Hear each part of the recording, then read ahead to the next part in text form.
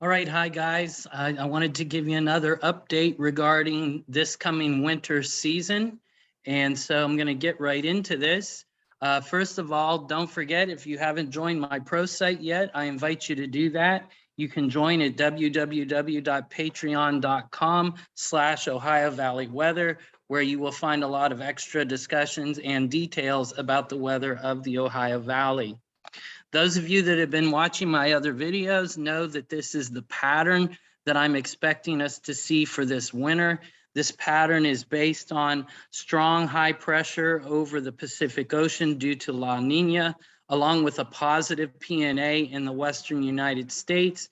And then along with that, we would also have a negative NAO over the North Atlantic Ocean. All of these factors then come together to give us a polar jet stream that ridges over the western United States and then forms a trough over the eastern United States.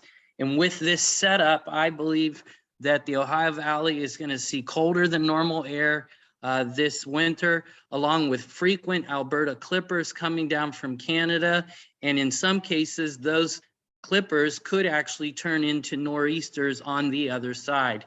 And so all of this means more snow than normal for the Ohio Valley for this winter. At least that's what I am thinking. So what's going on right now? Well, first of all, here is the ENSO, or this is, in other words, a measure of El Nino or La Nina.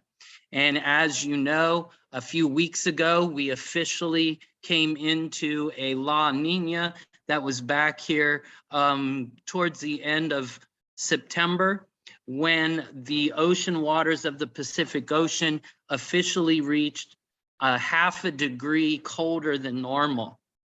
From that time, it dropped quite a bit, and we got down to 1 degree below normal around November 1st, which would have been cold enough to call this a moderate La Nina if it had stayed there. But as you can see, the temperature started rising then, and now it has leveled off. And right now we're at 0.778 degrees below normal, which means that we are still looking at a weak La Nina, but it is a La Nina nonetheless. With the PNA has been pretty close to neutral for the last several days, and it may actually trend slightly negative in the coming days. But you can see here around November 19th or 20th, it's starting to look like we may see a positive trend in the PNA. And of course, if we see that positive trend in the PNA, that would mean that we would start to see warmer than normal air over the western United States. And typically what happens is if the western United States is warm, then the eastern United States is cold. And so if the PNA starts trending positive, as we're expecting, that would mean somewhere around November 20th, we should start to see colder than normal air coming back into the Ohio Valley and the eastern United States. Also, the other indicator we're looking at is the NAO, or the North Atlantic Oscillation. As you can see now, for the last several days, the NAO has been slightly positive to neutral, and now we're actually pretty positive. But as you can see, we are expecting a strong trend towards negative for the NAO. And when that happens, that's when we get that high pressure over the North Atlantic Ocean that then blocks low pressure systems, causing them to ride up the eastern United States. Or in other words, this is the perfect setup for nor'easters, which many of you know, nor'easters are really our biggest snow producing storms. And so it looks like we may see by, again, somewhere around November 20th or 21st, the NAO should be going negative, and that would be, again, a good setup for those nor'easters. All right, so now I want to take a look at what the polar jet stream is doing. This is the 300 millibar winds as of today. And as of today, you can see we've pretty much got the pattern that I've been predicting. We've got this high ridge over the western United States, and then we've got a deep trough over the east, which is why today the Ohio Valley is seeing colder than normal temperatures. This is pulling those cold temperatures down from Canada. All right, so let's look at what this is going to be doing over the next several days.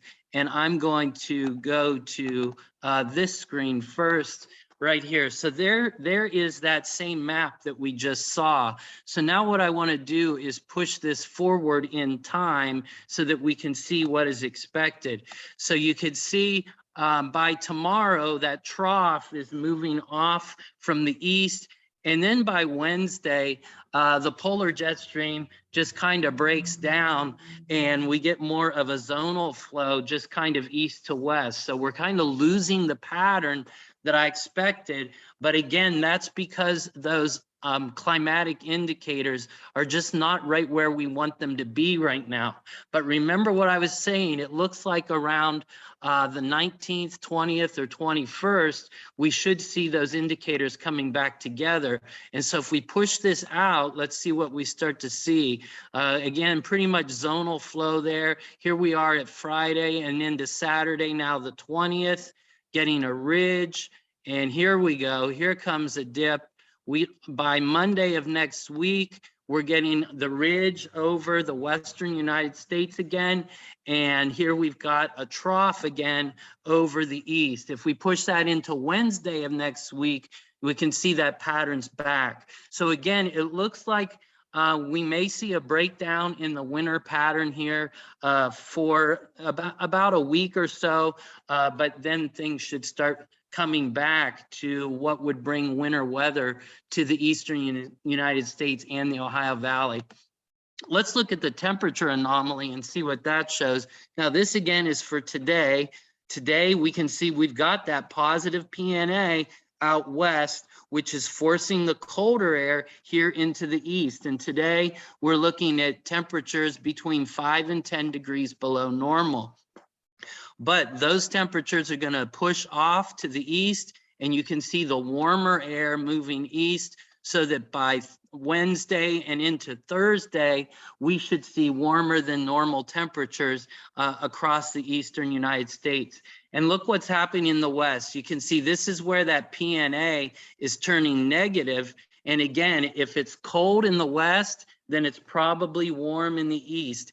And if it's warm in the west, then it's probably cold in the east. So if we keep pushing this out a little further, remember, I'm expecting by the 19th or 20th, things to go back the other way. And there we go on the 19th, Friday the 19th, you can see temperatures starting to warm back up in the western United States as that PNA starts to go positive. And look what's happening in the east now. By Friday the 19th, we're looking at temperatures in the east and over the Ohio Valley between 5 and 10 degrees below normal. So again, it looks like we get a little break from winter conditions, but that break won't be very long. By this coming weekend, we should see the setup again that should bring us colder than normal temperatures and more winter-like conditions. Now, does that necessarily mean that we're going to see a snowstorm around the 19th or 20th? No, it doesn't mean that, but it does mean that the conditions will be ripe for a snowstorm. So speaking of that, let's now go to this forecast model and see what it shows. Now, this is the CFS, or the Climate Forecast System model. Right now, we're looking at a map for today. You can see in the Ohio Valley today, there could be some snow flurries as those winds blow across Lake Erie. We could get some lake effect snow flurries. But as we push things out in time, the chance of snow is going to come to an end for us by tomorrow. But look up here. Look at this strong low pressure system up here. This is around the 16th. And let's just watch what that one does. That one's kind of just moving off to the east. And of course, that's because we don't have that pattern that we need. But by Friday the 19th, things start to change. We see the 540 line here dipping below the Ohio Valley and keep pushing forward. We see by Sunday the 21st, we've got another low pressure system up here over Canada. Now watch what this one does. If we keep going forward in time, you can see this one starts to drop more down. In other words, like an Alberta clipper, and this one would bring rain initially on Tuesday the 23rd, but that rain would quickly change over to snow for the Ohio Valley, and this would be a pretty heavy snow here for the Ohio Valley. And then notice what it does. We've got high pressure over the North Atlantic. There's that negative NAO, and so it's forcing this low pressure to hug the coastline, and so we're getting a little bit of a nor'easter here for the northeastern United States. And so again, this is the type of pattern that I think we'll see a lot of this winter, with systems coming down from Canada, coming across the Great Lakes, bringing snow to the Ohio Valley, and then they turn into a nor'easter, which could bring even more snow to the Ohio Valley and the northeastern United States. So I hope you liked the video. I'm going to try to make some more of these each week coming up and over the next few days.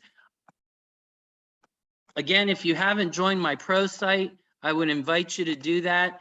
Again, it's at www.patreon.com/Ohio Valley Weather. See you next week.